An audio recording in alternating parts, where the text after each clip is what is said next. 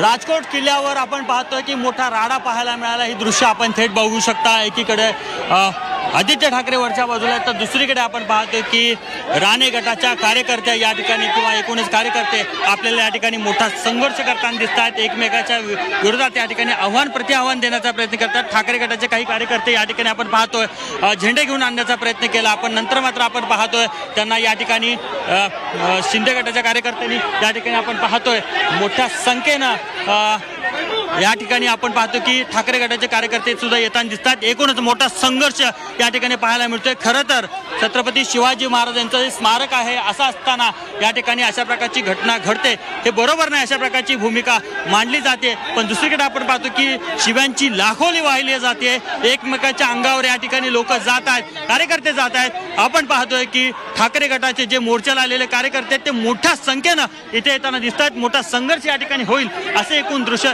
दिसतात। हे दृश्य आपण बघू शकतो। आता निलेश राणे जे आहेत ते या ठिकाणाहून जाताना दिसत आहेत आणि आपले कार्यकर्ते सुद्धा त्यांच्या सोबत आहेत। खरं तर आपण पाहतोय की ठाकरे गटाच्या महिला या ठिकाणी पकडलेल्या आपण बघू शकतो। ह्या दृश्यांमध्ये त्या महिलेला अक्षरशः ओढत या ठिकाणी घेऊन जाताना दिसत आहेत। हे दृश्य आपण बघू शकतो। खरं तर मोठा संघर्ष आपल्याला पाहायला मिळतोय। ठाकरे गटाची महिला तिच्याशी बोलूयात। मला सांगा नेमकं काय घडलं? अहो नेमकं काय घडलं? हे लोक शांततेत बोलूच देत नाहीये। मग आम्हाला दिवस नाही कशाला? आम्ही एक शिवप्रेमी म्हणून आलो ना, मग आम्हाला बोलायला द्या ना। संविधानाची पायमल्ली बघायची असेल तर या मालवण शहरात बघा कशी ताकद लावली आहे। एका महिलेला दाबून धरताय ते पोलीस लोक। आम्ही काल आव्हान केलं होतं शांततेत, आम्ही सांगितलेलं शांततेत आमचं मोर्चा असेल, शांततेत होत होता। तुम्ही बाजारपेठेत चौकशी करा, पोलीस फुटेज चेक करा। आमचा घोषणे फक्त महाराजांच्या घोषणा देऊन आणि काही घोषणा देऊन आम्ही शांततेत मोर्चा करत होतो। मग हे का तिढा निर्माण केलं? हा, तुम्ही टक्केवारीचं राजकारण नका खेळू। महाराजांचं नाव या महाराज बघतायत तुम्हाला उघड्या डोळ्यात। टक्केवारीचं राजकारण केलं जातं आणि दुसरीकडे आपण पाहतो की जो हा मुद्दा उपस्थित करण्याचा प्रयत्न केला जातो त्याला मात्र अशा प्रकारे रोखले जात आहे। मला सांगा की ताई, मला सांगा नेमकं काय?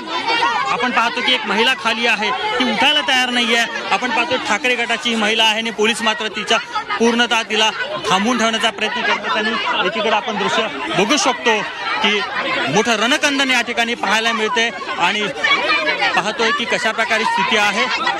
आपण त्यांच्याशी बोलण्याचा प्रयत्न करूयात की खरं तर अशा प्रकारचा संघर्ष या ठिकाणी होणं उचित नाही आहे, पण अशा प्रकारचा संघर्ष या ठिकाणी पाहायला मिळतोय। त्यामुळेच आपण पाहतोय की आपण महिला आहे तिच्याशी